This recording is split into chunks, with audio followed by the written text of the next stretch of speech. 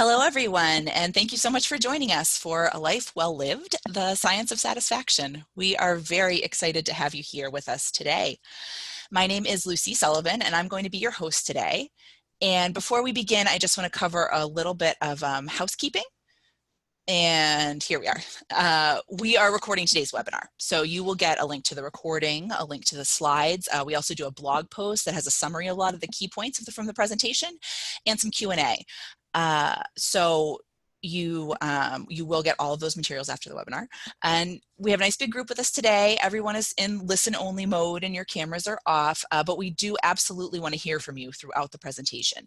So if you just navigate to the bottom center of your screen, you can enter questions at any time. You don't need to wait for a Q&A break, and those will come to the host, and we'll answer those a couple points during the webinar, and then we'll also follow up after. Again, as I said in that blog post, we get a lot of great dialogue that way. You're also welcome to enter comments, enter resources that you find valuable in the same subject area. We're really happy to hear from you there, so go ahead and share away throughout the presentation. And just a brief introduction of who MRG is and who's going to be guiding us through this content today. So MRG, Management Research Group, we're a global leader in designing assessments that impact people in profound and meaningful ways. We have solutions for leadership, motivation, personal development, which you'll be hearing more about today, sales and service. They're insightful, they're research-backed, and they're really just designed to foster very deep self-awareness and help people pursue lasting growth, both personally and professionally. MRG was founded more than 35 years ago. It's actually coming up on 40 now. And our assessments have been used by thousands of certified practitioners all over the world. And our presenter today is Drew Rand. And Drew is based in our Portland, Maine office. He's been with MRG as an IO psychologist for just a couple years. He's actually in some ways been with MRG quite a bit longer. Drew's our second generation MRGer. His father, Tom, was one of MRG's founders. Drew has a breadth of experience in consulting and developing leadership programs. He coaches and works with leaders around the world. And he has a tireless curiosity for assessments. And he plays a very important role here in designing and developing and refining our assessments at MRG. So I believe that's all I have to kick us off. I will mention one more thing. This webinar is eligible for continuing education credits from SHRM, Society of Human Resource Managers. I'll put some information in the chat about how to get those credits when the webinar is over. So I believe that's all my housekeeping. And with that, I will hand things over to Drew. Thank you, Lucy. I appreciate it. It's a pleasure to be with you all this morning or this afternoon, wherever you are in the world, or maybe it's the middle of the night. I don't know. But I'm happy that you've decided to spend an hour with us talking about satisfaction, a very interesting and I would say complicated topic. So what are we going to be talking about here today? So the first will be the setup for today is what do we know about the relationship between career, work, and life satisfaction? What does the science tell us about satisfaction? And then we will be moving into our own research. So MRG's research about satisfaction, and are there motivational life architecture and quality of life factors that potentially can predict satisfaction, and then on the other hand, predict dissatisfaction. I'll talk a lot about the relationship between the two. This is actually an update to the research that we did about 3 years ago. So if you attended that webinar all the way back in 2017, I believe it was, some of this will look a little bit familiar, but it is updated research, and there are certainly some new things sprinkled in throughout today's webinar.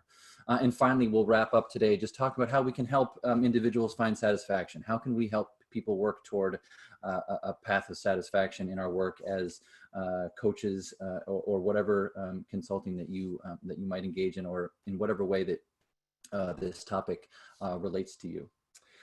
So before we get into the sort of the background of satisfaction, I was just curious. I wanted to just run a quick poll, and while Lucy gets this set up, I'm curious about how many of you you work with really believe that the overall satisfaction is a necessary ingredient of being successful. So the people that you work with. And just three choices here. Most people believe this, some of the people believe this, and very few people believe this. I'm just curious how many of the people that you work with, where people stand on this. So Lucy, I'll just pass it over to you for 1 second to run this. Sure. Yes, thanks everyone for getting those votes in. I'm seeing them come in, and I'll give you just a few more minutes in case you're just waking up this morning? All right. Thanks so much, everyone. We're going to close it and I will share those results with everyone so we can see. All right. All right. So interesting. So, I think the big takeaway here for me is only 5% say that it has. People have no belief that satisfaction plays a role in terms of how successful they are, either in the professional or their personal life. So, close to 95% say that at least some of the people that you work with think that this is important. So, interesting poll and start to today. Okay, so let's talk about satisfaction and let's setting up today. It's really a question that everyone wants the answer to, right? What truly leads to happiness? What leads to satisfaction? And I think it's something, as the poll just said, that commonly can come up with clients as an important aspect of work. The other thing here that is really interesting about satisfaction is the concept of satisfaction, right? And the concept of happiness. And how it has really shifted and morphed over time, and even potentially the value that is being that has been placed or that is being placed on satisfaction and happiness. I mean, even going back years and years and years and years. Think about some of the religious connotations when it comes to happiness and pleasure, or the belief that that hard work is critical, right, or it is almost a virtue. And really important. And that often can come in contrast with happiness and satisfaction. And so there are, and this is shifted. The way we think about this has shifted. And as we move more into this modern time, I would say that a different picture is being painted about satisfaction and happiness. And we actually now have more science, and especially neuroscience, that can help us understand satisfaction to a differing degree. We have the ability now to understand what the heck is going on with the body and the brain when it comes to satisfaction and happiness. So I'm going to use neuroscience here to set the stage a little bit. I mean, if you've been in webinars with us before, some of this might sound a little bit familiar, but I think it is so important and so relevant when it comes to satisfaction, especially because neuroscience has talked about it quite a bit.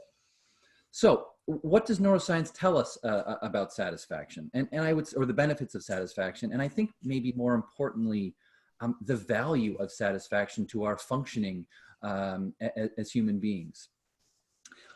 The first would be that being in a satisfied or a contented or a happy state decreases stress. And stress is just, I would say, across the board, not a good thing. As I was putting together this webinar and thinking about stress, I was actually reflecting back on my graduate school days, and I remember it was sort of a joke with all of my classmates, where if you're taking an exam and there was a question about what predicts the downsides of X, Y, or Z, if you put stress as an answer, it was likely that would not be wrong. Stress just across the board has negative effects. And so being in a better state, being in a happier state decreases stress, good thing. It also improves brain health. So being in that contented or that happier place really improves the brain health. The biochemical, it actually improves cell health. There's neuroscience that tells us this. And so it's really a benefit there. And then I would say also it improves cognitive function. So being in a more satisfied or contented state allows us to use our brain to the best of its ability. It allows us to process more information. We can process more information when we're in a satisfied state. The complexity of the information that we can process is increased. So more complex information is things that we can work through. We're also able to think a little bit more creatively when we're in a contented state, and potentially because of that, we're able to solve problems more creatively and potentially in better ways. And then finally, it allows us to access more insight when we are in a better place. And just think about this. Think about the last time that you were really frustrated or really upset or really agitated about something. And were you able to do the thing? Were you able to go to work and think about, and do the complex things that happen at work? I know for me that when something is going on that's really bothering me, I can't think about anything else but what's bothering me. I can't get out of that rhythm or that circle. And I can't get back to these sort of higher levels of cognitive functioning until I have at least started to solve whatever it is that's bothering me. And therefore, when we're in really a more satisfied place, we really can think more clearly. And what the neuroscience actually tells us here is that one of the primary reasons for this is because when you're in a dissatisfied state, your brain actually diverts more energy to the emotional part of the brain, and takes it away from those higher level functioning areas. The prefrontal cortex is sort of gasping for air when you are really frustrated or upset. So if satisfaction is a good thing, if it leads to all these positive outcomes, then why in the world isn't it easier? Why aren't we just set up to be sort of contented and to move about the world in a very happy way? What gets in the way of satisfaction? And what this comes down to is the orientation of the brain.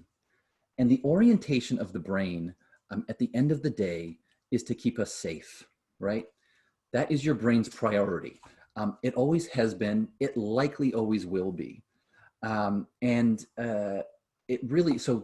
organizing principle of the brain is to minimize danger and to maximize reward. You have to remember, we're just another species of something on this earth, right? And therefore, there are parts of our brain that are very, let's call it not Homo sapien, and that are sort of more animalistic in a way. And those parts of our brain really set us up in a way to minimize danger and to maximize reward. Now, this is a little bit complicated, and I probably won't do this justice when it comes to the neuroscience of this. But essentially, the story is this. If you are in a place where danger is minimized and a threat isn't present, so when we have a little bit of choice in our life, you will be more, let's call it awake toward the reward response. But when a threat is present, you won't be at all. There's another sort of downside to this. And this is where the neuroscience gets really interesting about this, is that when we do have that choice or the threat is not present, we sort of walk toward reward. Our brain sort of meanders toward it. It's almost like, that's nice. Maybe I'll go over there. But it's not like it is greatly attracted to it all of the time. But when threat is present, your brain responds immediately and you run away. You move away from it very, very quickly. And whether that threat be physical or psychological, because we have this threat sensitive brain, depending on the research you look at, the response to that threat is about 5 to 7 more times robust than our positive inclination to reward, right? We just are focused on it. Our brain is focused on it. And so we constantly sort of exist in this state of scanning the world for threats much more than we are looking for reward. And it leads to this concept called negativity bias. We look for negativity in a way. Our brain is oriented that way. So what's the root of this? And I want to go back to two kinds of mistakes that our ancestors could make. And this is now going into some evolutionary psychology. And I will say, as a psychologist myself, I absolutely have gripes with evolutionary psychology. The ease at which you can frame history or frame the past to support whatever it is that you want to support your hypothesis or the story you want to tell or whatever it might be, it's just too easy. It's not really the way science works. You don't create the story and then do the science. And so I do have my issues with evolutionary psychology, but when it comes to evolutionary psychology and neuroscience, I really like the way that it dovetails it. And I think mostly it's because it's grounded in actual neuroscience, and the evolutionary psychology provides a nice background or story to how it makes sense. So let's look at the two kinds of mistakes our ancestors could make. And I'm going back a long way here, right? And so mistake number one is, if we're walking around enjoying life, and the first mistake that we could make as we're moving through the world is thinking that there's a tiger in the bushes when there isn't, right? And so you sort of walk around in a place of needless anxiety, right? You're always consciously anxious because you need to be looking around every corner for where that danger might exist. Now, the second mistake you could make is thinking there's no tiger in the bushes when there is. And if you make that mistake, well, the ramifications of that mistake are a lot worse, right? So again, we sort of experience this needless anxiety as a protective force because you can make mistake number one 1,000 times and still be alive. But it only takes one time for you to make mistake number two and not be around anymore. So we have this brain that again is largely threat sensitive, and it really is. It started as a physical protection thing, right? A physical protection mechanism that has really actually been co-opted by I'll just say our psychological ones. And so while we live in a world now that is a little bit more physically safe, we pay closer attention to the psychological threats that exist in our world, whether or not they're real or not, more so than we pay attention to the rewards. And this is another really important aspect of what I'm talking about here, and it's the difference in stimuli that we pay attention to. What is salient versus what is not? And it just so happens that because this negativity bias also leads to us paying closer attention and remembering those negative experiences a lot more. Think about that first sip of coffee in the morning, whether it be hot coffee, cold brew, or whatever your choice is. For you coffee drinkers out there, you know how good it is, right? That first sip of coffee in the morning is great, but you don't pay a ton of attention to it, right? Happens every day. You give it a half second and you move on. But if you spill your cup of coffee on the way to work, it's probably going to ruin your day, right? And that negative experience is something that's going to really stand out and really stick around. As I was putting together the slide, I was also thinking about a movie that I loved. It's about 25 years old now. It's called Rounders. It's a poker movie with Matt Damon and John Malkovich, and I think Edward Norton is in it. And there's a scene where Matt Damon is talking about it's about professional poker players, and he's talking about professional poker players and saying that, if you talk to them, every single one of them will not be able to remember the times where they won a lot of money. They can't recall it. But they'll be able to tell you with remarkable accuracy and detail the times where they have lost a lot of money. They'll be able to tell you the hand, what was going on, where they were, the cards that they had. And again, it's just another example of how these negative experiences really stand out. And again, it's the negativity bias of the brain to keep us alive. Whether the threat is a tiger in the woods or losing a poker hand, it's just where our brain is oriented. So what about work? How does this play in work? Satisfaction. And what are some of the occupational and personal outcomes of satisfaction? And when it comes to work factors that predict satisfaction, this is a very sort of simple and straightforward list that science would tell us helps us predict satisfaction. First would be being employed, right? Having a current salary are things that allow for greater levels of satisfaction. Being younger at the time of graduation, which also is something that leads to satisfaction. It also leads to better career satisfaction and career success. This is probably related to the fact that you have more time to build both of these things. Age and time on the job.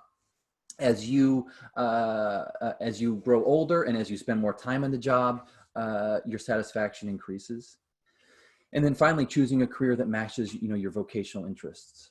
And so when I look at this list, when I look at these factors, especially those first four, I'm automatically drawn to thinking about Maslow's hierarchy of needs and the fact that those first four are really speaking to a low level of Maslow's hierarchy of needs. There's more of those physiological and those safety needs that exist there, right? And maybe only the fourth one is speaking to something that might be a little bit higher level, which is just interesting in relation to the science of satisfaction and what leads to potentially higher levels of satisfaction. It's an indicator of where we're going today. What about some of the benefits of satisfaction? Greater productivity, lower absenteeism, lower burnout. These are all things that occur when we have higher levels of satisfaction in our employees. It also increases organizational citizenship behaviors, or OCBs, as we like to call them. These are behaviors that would essentially make a person more of a citizen of the organization, right? Doing things outside of their job description, helping others, being accommodative to others. OCBs are predictive of a lot of positive things that organizations love in their employees, like performance and employee engagement. And finally, MRG research would speak to highly effective leaders reporting higher levels of satisfaction and lower levels of dissatisfaction. So that's the setup for today in thinking about satisfaction. And what I really want to sort of focus on here is that satisfaction is a good thing. It leads to a lot of positive outcomes. The neuroscience would tell us that. And then also our brains are set up in a way to potentially not take us down that more satisfied path. So let's get into our research, right? MRG's research on this. The goal here today, I would say, is to hopefully increase our awareness a little bit about what makes us satisfied, while simultaneously decreasing our tendency to focus on the negative or focus on the things that will lead to dissatisfaction. And how can we achieve the balance that potentially fosters satisfaction? And how can we look at motivational, life architecture, and quality of life factors that potentially predict individual satisfaction first, and then we're also going to talk about dissatisfaction as well. And how can we use these insights to potentially build that path towards satisfaction? Before I get into it, I wanted to run another poll, as Lucy is getting it set up, I was just curious about the question of how much of your work involves helping leaders develop the specific techniques to increase satisfaction and or decrease satisfaction. So is this a regular part of your work with your clients? You do it with some, but not all of them. You're just starting to think about this, or you really haven't built this into your practice? I'm just kind of curious about satisfaction in your practice. Thanks, Drew. The votes are coming in. I'll give everyone just another second. And while we have the moment, I'll just confirm again for some folks who joined us a little later that you will get the slides and recording delivered to your inbox, and that we welcome questions in the Q&A box at any time. We already have some great ones coming in, but continue to put those in. So as we've gotten our votes from everyone, thank you. I will share our results. Okay, great. Thank you, Lucy.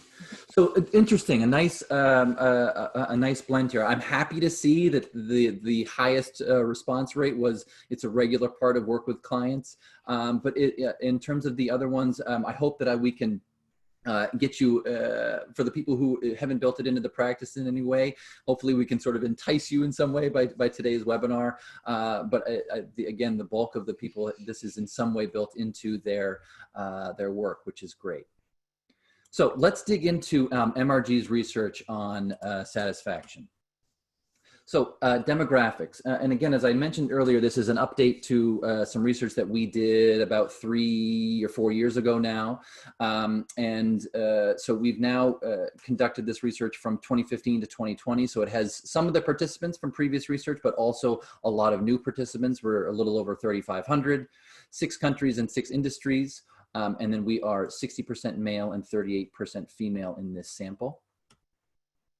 And the instrument we use to conduct the research is personal directions. So this is the assessment that we used. And I know that some of you on the call today are certified in PD and know it well. Some of you have never heard of it. So for those of you who aren't quite familiar with personal directions, I just want to give a quick overview. Personal directions is actually comprised of 3 separate assessments that can be used in both individual and team coaching. And it really is used when you want to go to, I would say, a deeper level. And I think even more than that, more specifically, it's looking at an individual from a more holistic place. It's more than just work. It is talking about how a person really exists in the world and what's working for them and what might not be working for them. And as I said, it's comprised of three assessments. So the first would be the individual directions inventory, which is MRG's assessment, motivational assessment that really talks about what drives a person versus what drains a person. And again, really looks at an individual's motivational predispositions. The second aspect of personal directions is appraise your world, which is an assessment that really looks at where is an individual placing their energy and their efforts.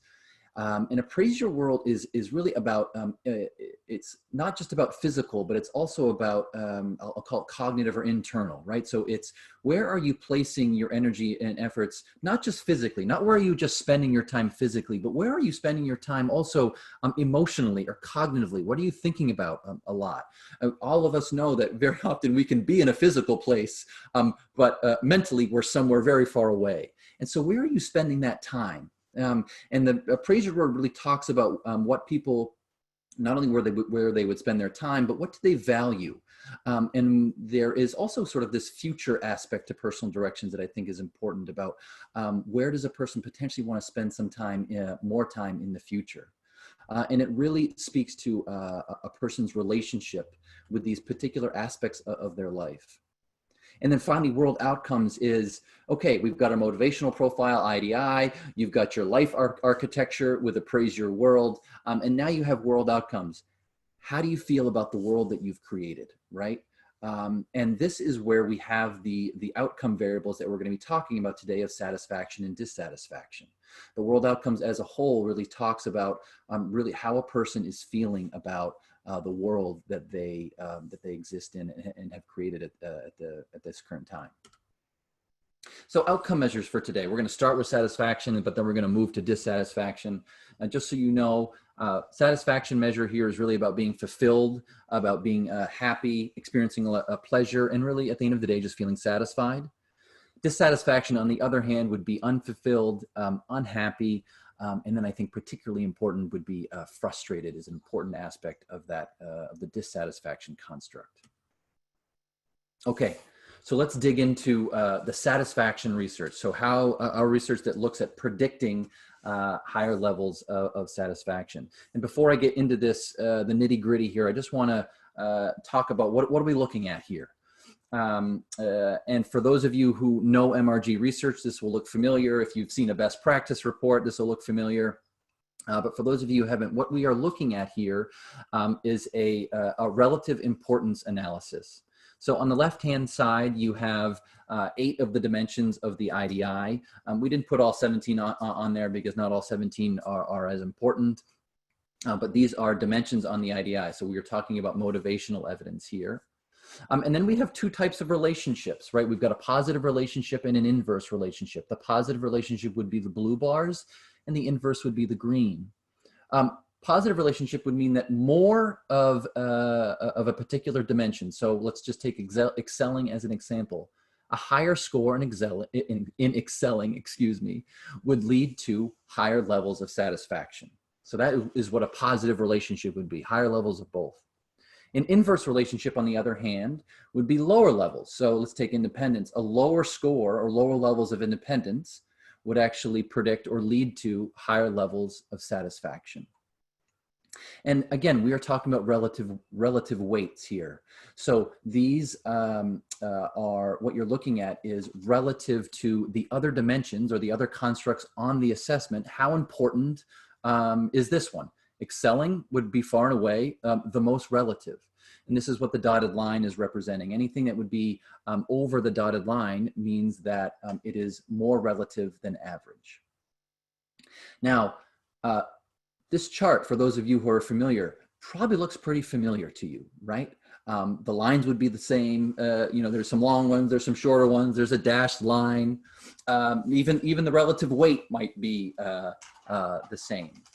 But the story here is actually at the bottom of this chart.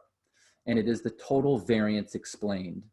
And total variance is really how effective is the combined set of factors, the entire set of dimensions, or in this case, the entire IDI, all of the dimensions combined.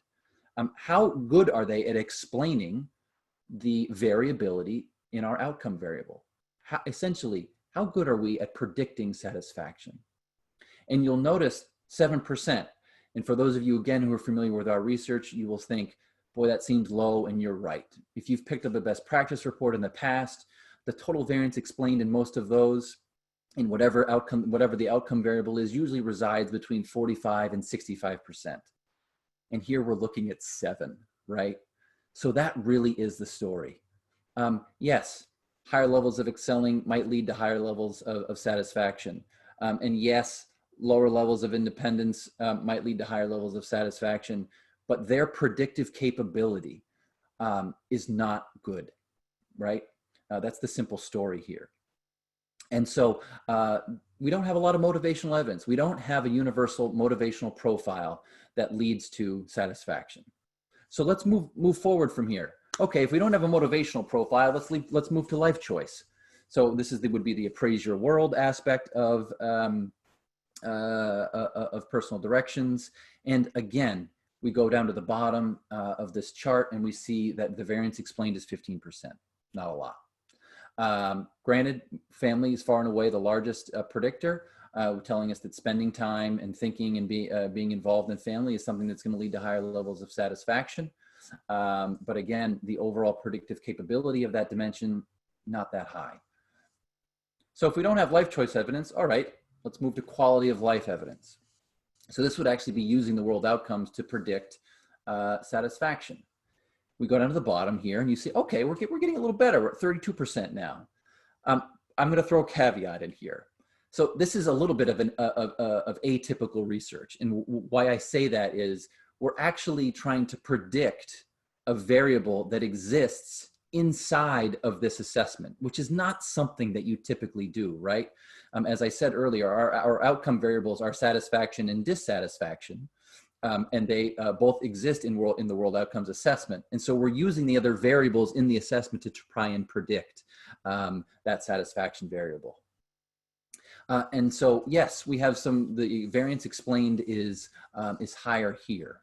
But you will see that most of that relationship is coming from the dissatisfaction variable, so what that is telling us is that although not universal, it is likely that as a person has a lower dissatisfaction score, their satisfaction score will go up, right?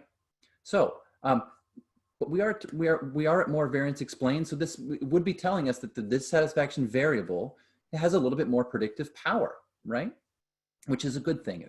And essentially what this means is if we can lower the levels of dissatisfaction, then we might be able to increase the levels of satisfaction. Some of the other variables here would be growth on the positive side. So somebody feeling like they have a lot of growth opportunity in their life.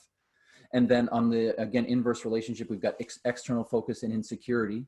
External focus about, that the world, there are a lot of outside factors that play in my life. And so having a lower score here would mean that, no, there aren't a lot, I'm not thinking about the outside world quite as much. I'm more in control. And then insecurity would be how secure or stable is your world? And the inverse relationship here would indicate that as a person feels like their world is more unstable, more unsecure, again, sort of going back to those Maslow hierarchy of needs, those base levels, as those erode, so does satisfaction. But if lower levels of dissatisfaction can lead to satisfaction, and we don't have any universal profile for satisfaction, either on the motivation or the life architecture, maybe we can back into it in a way, right? So if we can predict dissatisfaction, what are the things that predict dissatisfaction? And we can eliminate those, maybe we can then, that will lead to satisfaction. So changing our outcome variable. Let's change our outcome variable to dissatisfaction, and where do we land? Okay, again, back to motivational evidence. So we are back to the IDI and the IDI dimensions trying to predict dissatisfaction. And you go down to the bottom here, and we've got total variance explained of 4%. So we're actually worse than we were with predicting satisfaction. What this would indicate here, again, higher levels of enduring and expressing would be helpful for predicting higher levels of dissatisfaction. So somebody who scores higher in enduring and someone who scores higher in expressing would also have a higher dissatisfaction score. Although, again, our predictive capability here is not good. Lower levels of belonging, which would be the inverse of what we found for satisfaction. And then lower levels of irreproachability would lead to higher levels of dissatisfaction. But again, overarching takeaway here is that we don't have a lot of predictive capability in terms of dissatisfaction. There's no evidence here that we have a universal motivational profile that leads to higher dissatisfaction. Let's go back to life choice. So our life architecture here, I'm in higher dissatisfaction. And again, we go down to the bottom and variance explained 9%. So again, nothing great here to tell us what's going on with predicting dissatisfaction. You will see that higher levels of emotional and also higher levels of economic lead to higher levels of dissatisfaction. So actually, this is sort of funny, but emotional is about being self-aware, being in touch, being spending a lot of energy on how am I feeling, what's going on in my world, is actually leading to higher levels of dissatisfaction. Economic would be putting a lot of emphasis and thinking about your economic security, how much money you're making. So higher levels of that, focus on that will lead to higher levels of dissatisfaction. And then when we go to the inverse relationship, we are looking at family. And so that would actually be the inverse, again, of what we're looking at with dissatisfaction. So lower levels of family lead to higher levels of dissatisfaction.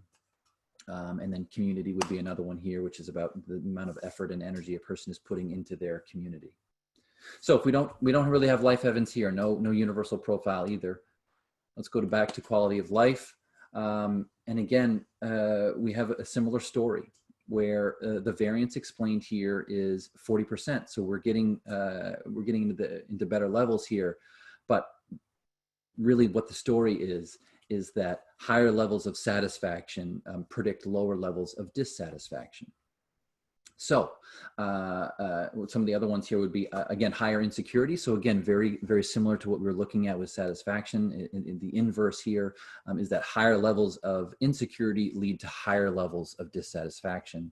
Lower levels of support and lower levels of growth would lead to higher levels of dissatisfaction. Support would be about how much support a person feels that they have available to them in their life. And again, growth is how much growth opportunities do I feel like my life is expanding at this moment? So, simple takeaway here, right? I think the outcome of this research is that there are no clear and universal path to satisfaction. There's no universal way to organize your life that leads to satisfaction or being able to predict dissatisfaction and eliminate those as a path towards satisfaction. And it's much more likely that it's about the individual, the specific individual, their environment, and really the specific combination of potentially their motivational profile and their life architecture leading to satisfaction and dissatisfaction. And I have to tell you, I like the outcome of this research because if in many ways, we are born with our motivational profile. I mean, it's given to us in some way. Yes, we make choices along the way, but a lot of our motivational profile is in a place where we don't have a lot of choice. And so if there was evidence that there was a specific motivational profile that led to satisfaction and a lot of dissatisfaction, it would mean that half of us are just out of luck. And that's not a great place to be. So I like that it really is about personal choice and really individualistic.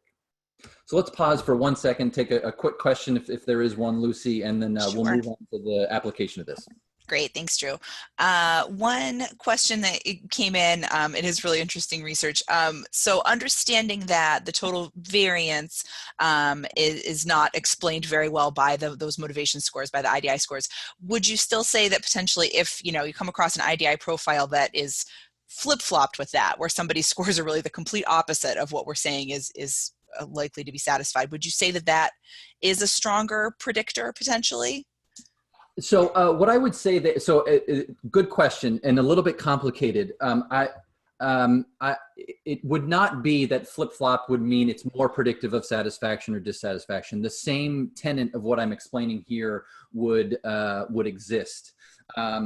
But in terms of the coaching, I would say it would be about looking actually, and we're going to talk more about this. It's looking at how that motivational profile potentially lines up with other things in their life and how it might be causing satisfaction or dissatisfaction. The simple story is, no, we don't have a lot of predictive power based upon a single dimension or a single profile on the motivational side of things. And that it really is getting to know the individual, the specific circumstance, and their life as a whole to potentially try and predict satisfaction or dissatisfaction. Let's just leave it at that one, Lucy, because I don't want to get right into sort of the application of this. We will keep the questions coming, though, because we will answer them in an email later this week or early next week. So, supporting satisfaction. What can we do to really help individuals move toward the right balance of satisfaction or dissatisfaction? We know that, that satisfaction is sought after and has those, those tangible positive outcomes. So how can we use this research to really help guide people? So have we found the right combination? I think I've made it clear. Simple answer is no. No, we really haven't. There's no right combination of motivation or life architecture or world outcomes. But there are things that can be done. There are things that can be done that can be helpful toward increasing satisfaction and decreasing satisfaction. The one takeaway that you should take from the research that we just looked at is that it is absolutely viable to try and decrease satisfaction as a way of increasing satisfaction. So how can you potentially eliminate some of the negative things in life? And I'll talk about it here in a second. So what are some things?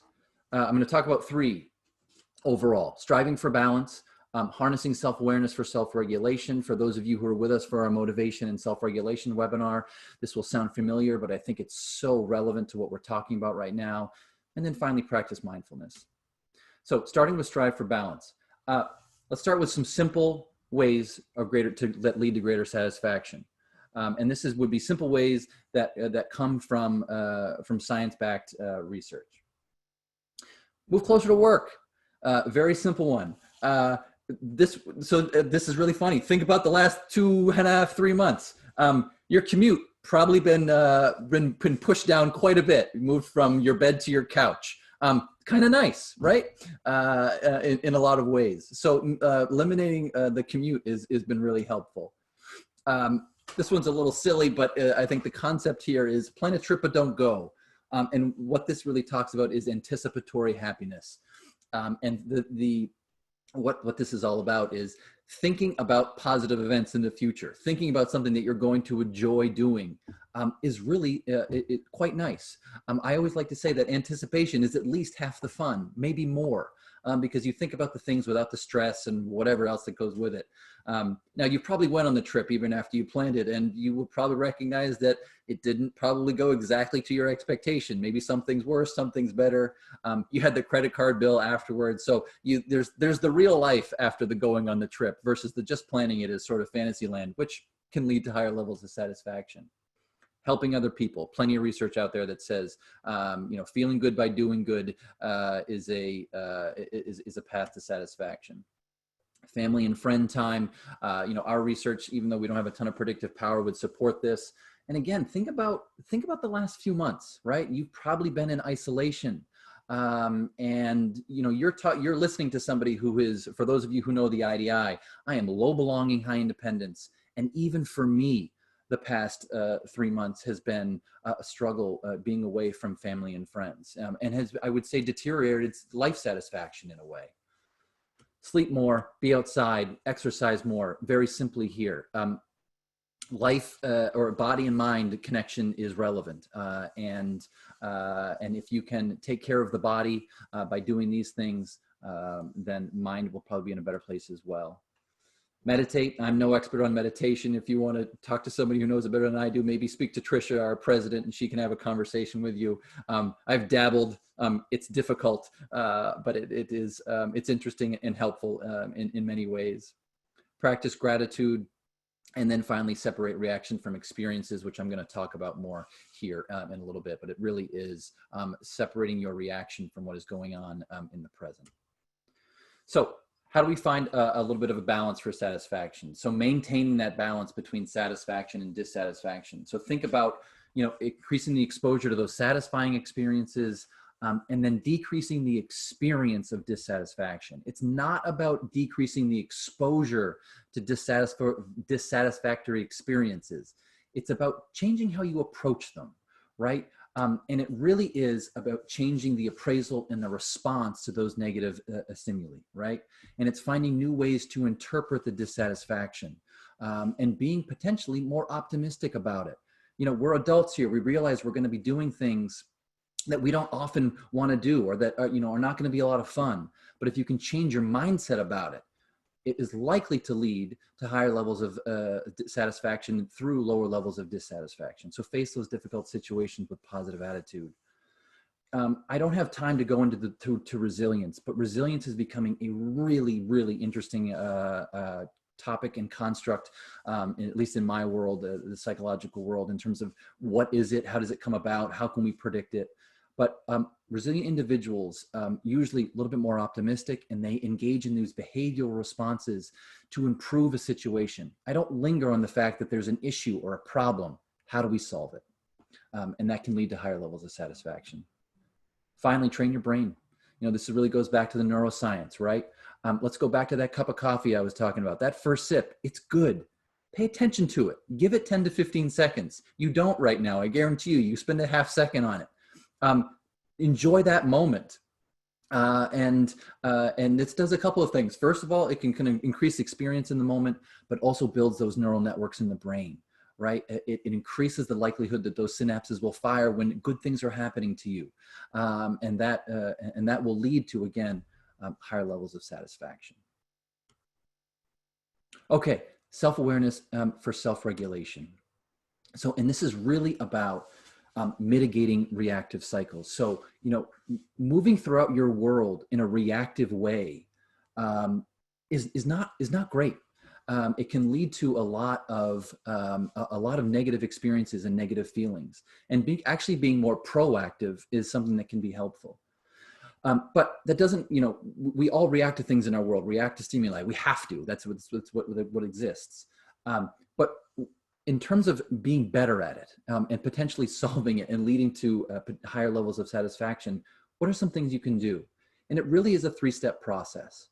And the first is recognizing, what are you most sensitive to, right? What are the things in your life that you react to and have those biggest and those strongest reactions, right? Is it about feeling uncertain? Is it about feeling excluded? Is it about being criticized? Is it about feeling underappreciated? What is it in your life that leads to those biggest reactions, and potentially the most out of proportion reactions, right? And think about how much of this is how we're feeling and what we believe about the world. How much of this is about, and something that I will talk about more today, but in general, if you talk to me, the story that we tell ourselves, right?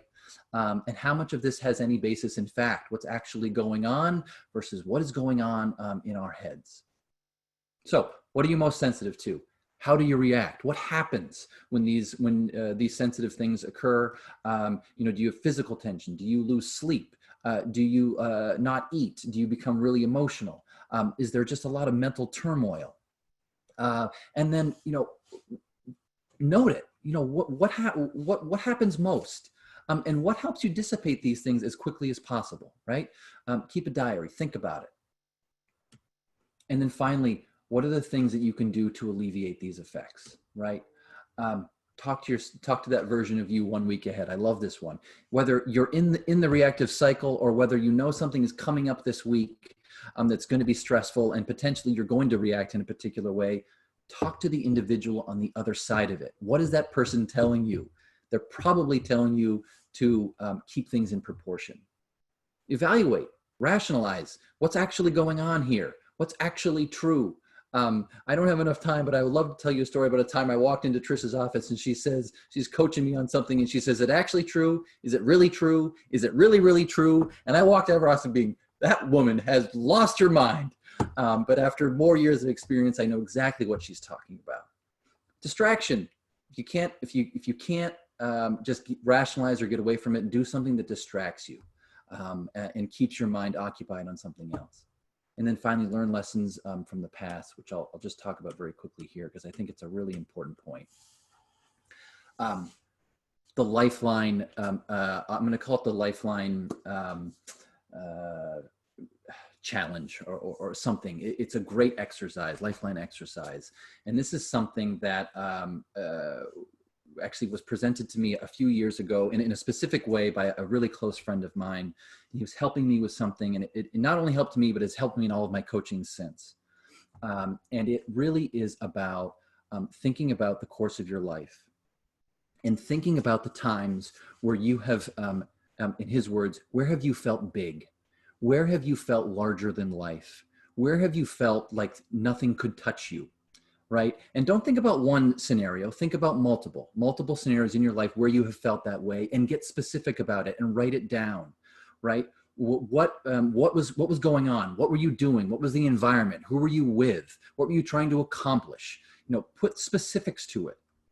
And then secondly, do the same thing in times of your life where you have felt small. And I really like those descriptors, big and small. It resonates with people. Where have you felt undervalued, not appreciated, whatever it is, where you have just felt small and like nothing was ever going to get better ever again. And the same thing, multiple instances, put specifics to it. And then run a chord through all of those, the bigs and the smalls, and what's common among them. And I guarantee you will find commonalities among them, and to think about it and to reflect upon it. And it helps put you in a place of understanding what leads to these things, and puts you potentially in a better place for making better decisions in the future.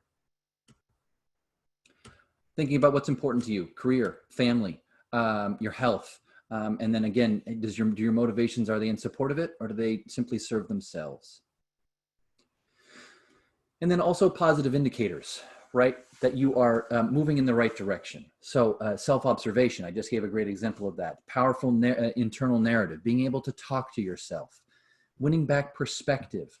The first thing that we lose when you're in reaction is perspective, and trying to get that back to talk to yourself in a more logical and sensical way. And then that stronger commitment to self-value, right? Put yourself first. What's important to you? And this doesn't mean being selfish. It's actually quite the opposite, right? It's likely that you'll do better in the world if you have more thought about, you put more effort and thought into your own psychological well-being first. So that was the harness self-awareness and self-regulation, and then finally practice mindfulness. So mindfulness is paying close attention to the present in an open and accepting way. And I know for me, what's really interesting about this is this second bullet here. Mindfulness isn't difficult. What difficult is remembering to be mindful. I can get lost in the past, and I can get lost in the future, and I can lose the present, right? And you lose what's going on right now. What is good? What is happening right now? Be thinking about this, maybe a potentially idealistic future or a nostalgic past, and getting lost in those thoughts. And I'm not saying they're worthless. They're not. But if you do it too much, you lose the present, right? And so, being mindful isn't difficult. It also reminds me of that. I think the Zen proverb when it comes to meditation. I think that Zen proverb is, you should meditate for 5 minutes every day, unless you're too busy, and then you should meditate for an hour. And again, I think it harnesses the fact that this isn't some of this. Although meditation absolutely is difficult, but remembering to do it is it's absolutely part of the process. And then breathe. I'll just quick story. My wife and I, we've got 2 young girls, and we work very hard with them in terms of some coping mechanisms. And far and away, the number one coping mechanisms for both of my daughters when they are in an emotional place is to count and breathe. It is amazing what it can do for them. And I will tell you, if it can solve a problem for a toddler, well, I think it probably could be beneficial for all of us. So that's it for today. Just summing up some quick ideas before we move to probably a couple of questions. What have we talked about? Strong evidence from both the neuroscience and the leadership research that that satisfaction increases cognitive and leadership effectiveness. And the more research that comes out, it points us in this direction. It's an outcome in a practice. Satisfaction is an outcome in a practice. It's one of those, it's just another thing in life where you have to work at it, right? You have to be conscious of it. You have to make decisions in favor of it versus just thinking it's going to come. You got to remember that brain sensitivity is to threat, right? I mean, it really is. Having that awareness that your brain is pulling you toward the negative. It can be a way of potentially mitigating some of those downside effects, right? And saying, oh no, my brain's pulling me towards the threat thing again. Let's go in a different direction. That threat doesn't actually exist right now. Is it actually true? Keeping track of energy, right? It's what I just sort of talked about, and help you make decisions that potentially will cultivate more satisfaction. And then, there is a lot of research out there that there are small things that we can do to increase our happiness. And that list does not include getting richer or thinner, which is funny, right? Again, be careful of the value that you or your clients place upon things that they think will give them happiness. Those beliefs, are those beliefs actually true, or are they based in something that is not fact? And then very simply, there are great brain-friendly ways to enhance our balance and to focus more on the positive than the negative. So very simply, as we're wrapping up, I think the primary takeaway here today is we don't have a universal profile. On the motivational life architecture side, there's no secret sauce to satisfaction. It is personal. It is personal, and you need to understand your own or your client's, I would say, perspective, environment, and what is going on to them to help them move down that path. We've talked about things today that can be helpful in that regard. There are some universal things, right? But it wouldn't be an IDI profile. There are some small things that you can do. So I think that's the primary takeaway for today. So are there any, I will take a question or comment. I'll leave it on the resources slide here, which I think people will probably find helpful. But while people are looking at it, any questions or comments, Lucy? Sure, Drew. Thank you so much. And I will say, yes, we'll send you all those resources as well. They'll be in your follow-up email, so you don't need to scribble them all down. One point of clarification from early in the webinar that I just wanted to address as we looked at that research portion.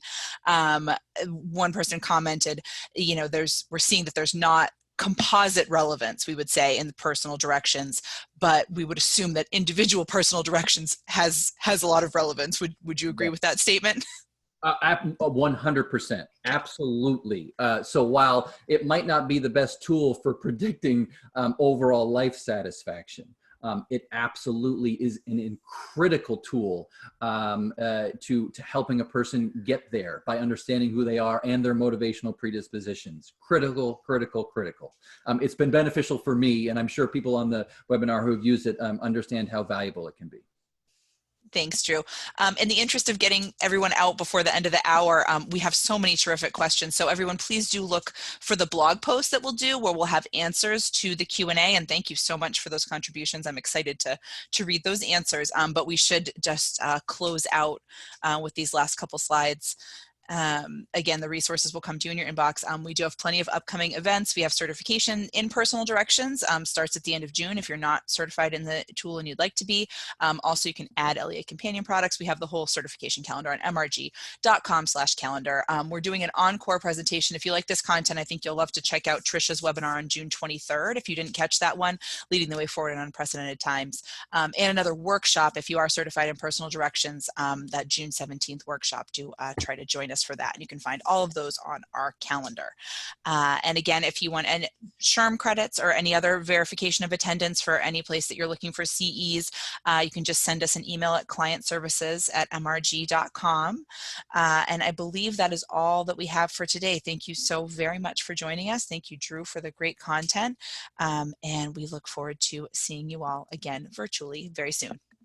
Thank you, Lucy. Thank you, everyone. Have a great rest of your day and week.